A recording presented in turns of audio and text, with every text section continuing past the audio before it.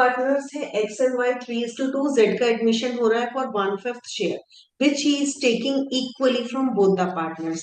तो अगर मुझे सिर्फ गुडविल के लिए पूछा जाता कि he is taking equally from both the partners, तो सैक्रिफाइसिंग रेशियो क्या हो जाता? सैक्रिफाइसिंग रेशियो हमारा हो जाता द नॉर्मल ओल्ड थिंग। नहीं, गलत। यहाँ पे बोला गया he is taking equally from both the partners, दो पार्टनर है ना, तो 1/2 और 1/2। तो इट विल बी 1/10 एंड 1/10। तो हमारा ऑटोमेटिकली सैक्रिफाइसिंग रेशियो हो जाता 1:1। मुझे न्यू पीएसआर कैलकुलेट करने की जरूरत नहीं थी। क्लियर? मैं फिर से ठीक है। बता रही हूँ, नया पार्टनर आया, he is taking equally from both the partners. दो पार्टनर है तो 1:1 भी ले लिया। तीन पार्टनर्स होते तो 1:1:1, 1/3 सैक्रिफाइसिंग हो जाता। मुझे पूरी कैलकुलेशन करके दिखाने की जरूरत नहीं थी। तो अब यहाँ पे सैक्रिफाइसिंग कितना हो गया एक्स और वाई का? 1/10 और 1/10। अगर नॉर्मली सैक्रिफाइसिंग रेशियो देखो 1:1 हो गया। अब न्यू रेशियो के लिए हम क्या करेंगे?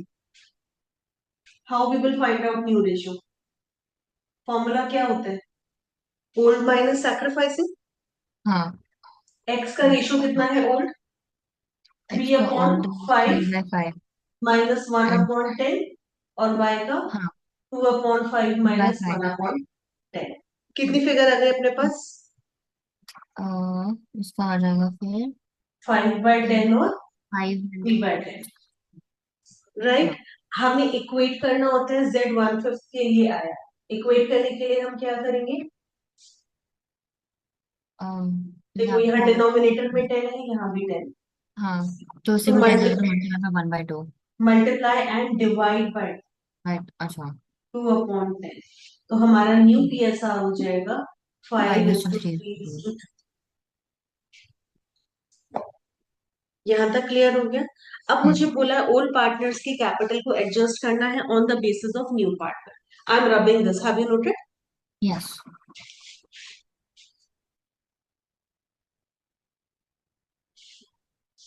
कोई भी कैपिटल एडजस्टमेंट हो, हमारा बेसिक क्या होता है? We have to find out firm का कैपिटल।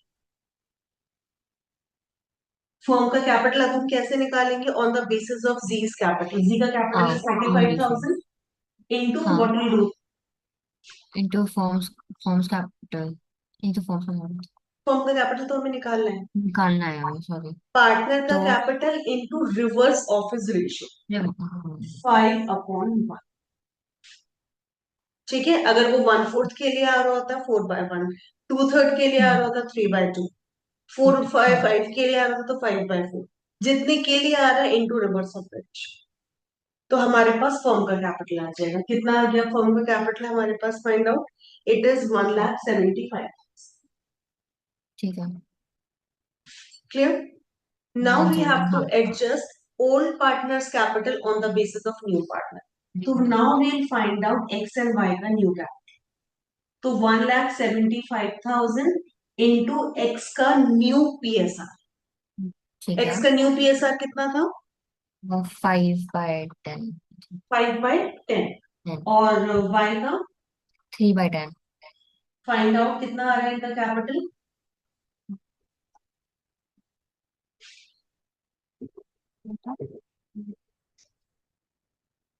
इट इज 87,500 हाँ। एंड 52,500। हम्म। राइट? हाँ। Any doubt till here? नहीं। फिर से बता रही हूँ, न्यू पार्टनर का capital into reverse office ratio. Firm का कैपिटल आ जाता है, हर हाँ। कैपिटल एडजस्टमेंट की बेस है हमें फर्म का कैपिटल चाहिए होता है।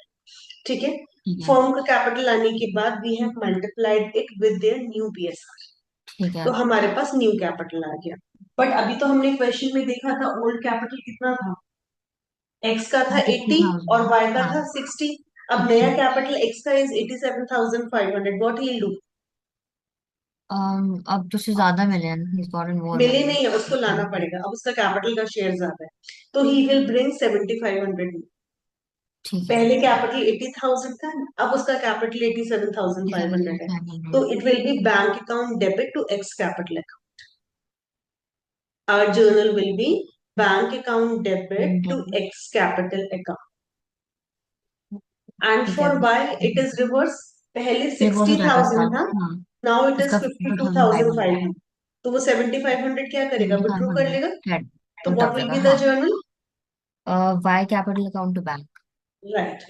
ये क्वेश्चन हमारे पास शॉर्ट क्वेश्चंस में आता है, और यही एडजस्टमेंट हमारे पास लॉन्ग क्वेश्चंस में आती है। वहां पे एक सिंगल एडजस्टमेंट आती है। तो we will do same as revaluation जो हम करते थे, जो कैपिटल अकाउंट करते थे, वहां पे इसकी प्रेजेंटेशन कैसी होगी मैं वो समझा देती हूँ।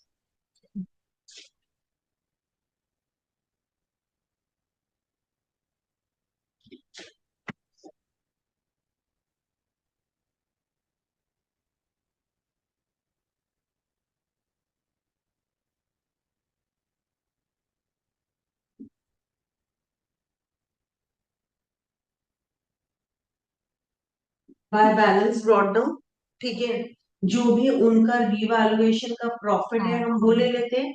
बाय हम पीएफजी ले लेते हैं। अगर हाँ। पार्टनर गुडविल कैश में नहीं लाता तो किस नाम से रिकॉर्ड होता है? गुडविल के, ऐसे क्या क्वेश्चन कैसे बोल इफ रहा द है? Partner is not bringing goodwill in cash तो हम किस नाम से रिकॉर्ड करें?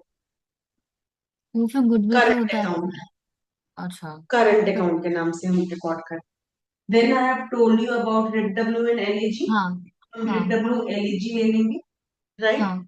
जो नए पार्टनर का अभी हमने कैपिटल निकाला, क्या थी वो फिगर? अ, नया वाला पार्टनर का एक था, eighty seven 7,500। Thousand five hundred और fifty two thousand fifty two five hundred thousand five hundred हम वो यहाँ पे लिख लेंगे। ठीक हमेशा है। क्रेडिट साइड पे फिक्स है, इसमें कोई चेंज हाँ नहीं होगा। अब डेबिट क्रेडिट का जो भी डिफरेंस आएगा, इफ क्वेश्चन इज साइलेंट या ऐसा बोला गया they will bring in cash और विड्रू द कैश जैसे हमने किया है, तो balancing figure will take from cash. Okay. कई बार क्वेश्चन में होता है that you have to adjust the balance from current account, तो करंट अकाउंट में हम बैलेंस लेंगे, लेकिन जब तक क्वेश्चन में स्पेसिफाइड नहीं है हम कभी भी करंट अकाउंट नहीं लेंगे। जैसे यहाँ था 87,500 था, और यहाँ का बैलेंस था 80,000, तो इसको 7,500 और लाना पड़ेगा ना। तो यहाँ पे मैं लिखूंगी टू करंट, ठीक है। सॉरी इधर, हाँ, इधर इधर by he is bringing by current account 75, 75। और ये विड्रू कर रहा था, तो यहाँ हाँ, पे टू करंट अकाउंट 70।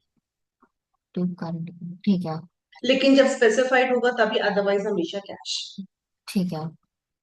बस इतनी ही है ये एडजस्टमेंट। Any doubt? नो।